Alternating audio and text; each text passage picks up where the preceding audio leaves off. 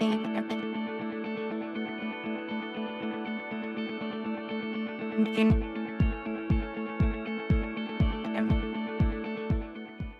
back to the Salt and Light Lab.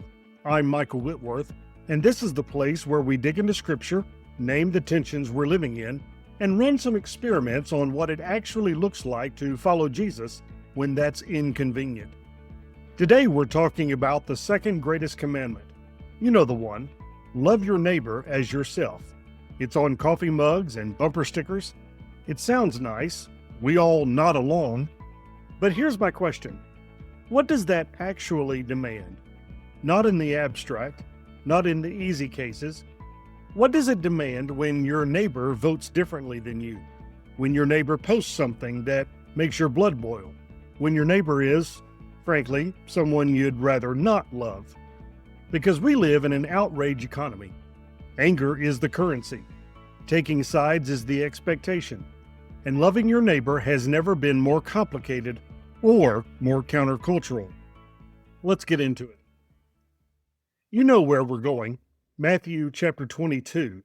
A lawyer asks Jesus which commandment is the greatest, and Jesus says, "You shall love the Lord your God with all your heart, and with all your soul, and with all your mind. This is the great and first commandment, and a second is like it. You shall love your neighbor as yourself. On these two commandments depend all the law and the prophets. Love God, love your neighbor. Everything else hangs on these two." Now, here's what's interesting. The lawyer follows up. Luke's version of this story tells us he asked, "And who is my neighbor?" Which is a very lawyerly question, right? He's looking for the loophole. He wants to know the boundaries. Who counts? Who's in? And more importantly, who's out? Jesus responds with a story, the Good Samaritan. You know it. A man gets beaten and left for dead. Religious people walk by. A Samaritan, someone from the wrong tribe, the wrong theology, the wrong side of the tracks, stops and helps. And then Jesus flips the question. He doesn't answer, "Who is my neighbor?" He asks, "Which of these three proved to be a neighbor?" You see what he did there? The lawyer wanted to define the minimum requirement. Jesus made it about becoming a certain kind of person. It's not who qualifies for my love, it's am I the kind of person who loves? That reframe changes everything. Because the outrage economy wants us to ask the lawyer's question. It wants us to sort people into categories, neighbor and enemy, worthy and unworthy, my team and the other team. And once someone's on the other team, we don't have to love them. We can mock them, demonize them, reduce them to their worst take. But Jesus won't let us off the hook that easily. Let's talk about the outrage economy. Because if you're online at all, you're swimming in it. Here's how it works. Platforms are designed to maximize engagement. And what engages people? Strong emotion, especially anger. So the algorithm feeds you content that makes you mad. And then it shows you other people who are also mad about the same things. And pretty soon, you're in a community of mutual outrage, and it feels righteous. And anyone who doesn't share your outrage is either stupid or evil. This happens on the left. It happens on the right. It happens in Christian spaces and secular spaces. Nobody's immune. And here's the thing. Sometimes the outrage is legitimate. There are real, actual injustices in the world. No one is denying that. There are things worth being angry about. The prophets were angry. Jesus got angry. Anger isn't automatically sinful. But here's where it gets tricky for Christians.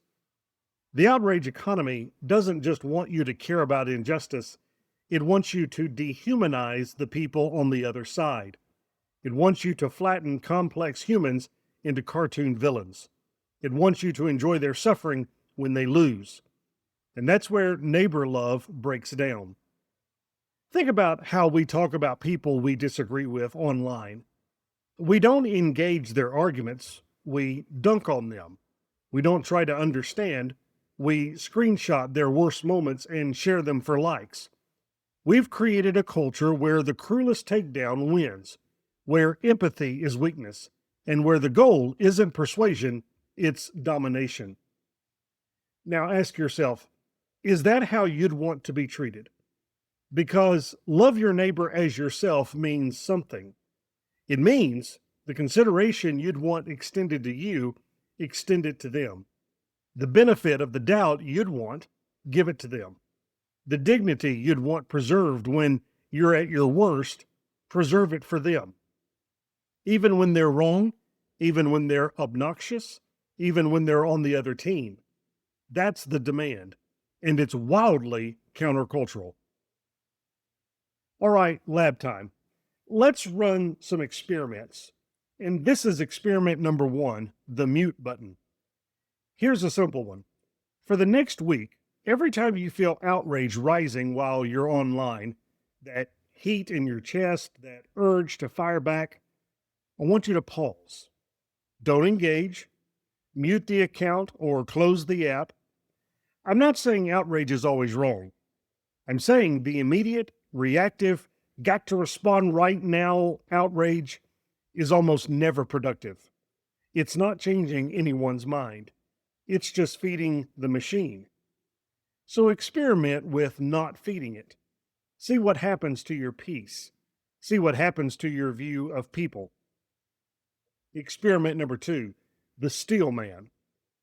Pick an issue where you have a strong opinion, something political, ethical, cultural, whatever. Now, find the best, most thoughtful articulation of the opposing view. Not the dumbest tweet from the other side, the best version. And read it. Actually read it. Try to understand why a reasonable person might believe that. Try to state their position back in a way they'd recognize and agree with. This is called steelmanning, the opposite of straw manning, and it's a discipline that's almost extinct online. Here's what you'll probably find. The other side isn't as crazy as you thought. They're not cartoon villains. They're real people who are weighing different values or prioritizing different concerns. You might still disagree, but you'll disagree with a real human, not a caricature. And that's the beginning of neighbor love. Seeing the actual neighbor, not the version you constructed in your head. Experiment number 3, the blessing. This one's straight from Jesus. Matthew 5, verse 44, love your enemies and pray for those who persecute you. Pick someone who drives you crazy. A public figure, a social media account, that uncle who posts these things, and every day this week, pray for them. Not sarcastically, Lord, help them see how wrong they are, or Lord, I hope their car doesn't get keyed by someone. I want you to actually pray for their flourishing, their family, their health, their relationship with God. This will feel weird. I get it. It might even feel impossible at first. But here's what happens when you pray for someone. You can't keep hating them. Prayer rewires your heart toward the person you're praying for. You're not excusing their behavior.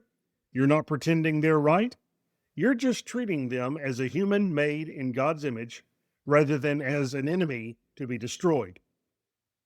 This is the takeaway. This is one thing to carry with you. I want to give it to you. Here it is. Outrage is easy. Neighbor love is not. The outrage economy will reward you for dunking on your enemies. It'll give you likes and retweets and the dopamine hit of being on the right side. It'll make you feel righteous without actually requiring any righteousness. But Jesus calls us to something harder. He calls us to see the image of God in people we disagree with, to extend dignity to people who wouldn't extend it to us, to love the neighbor who makes us uncomfortable, not because they deserve it, but because that's who we're supposed to be. That doesn't mean we abandon conviction. It doesn't mean we stop caring about justice. It means we pursue justice without losing our souls in the process. It means we fight for what's right without becoming the kind of people who enjoy destroying others. Here's a test I've started using. Can I disagree with someone without dehumanizing them? Can I think they're deeply wrong without wanting them to suffer? Can I advocate for my position without needing to crush the other side? If not, something's gone wrong in my heart, and no amount of being right on the issues will fix that. So this week, pay attention to how you engage with people you disagree with, online or offline.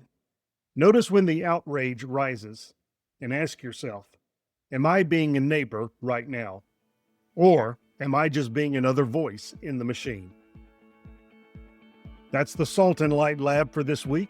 This one might have stepped on some toes, including my own, but that's why we're here. If you've got experiments to share or pushback to offer, I'm here for it. This is supposed to be a conversation, not a lecture. Next week, we will discuss what faithfulness and friendship look like when someone you love comes out to you, and how to be full of grace and truth in that moment. Until then, stay salty.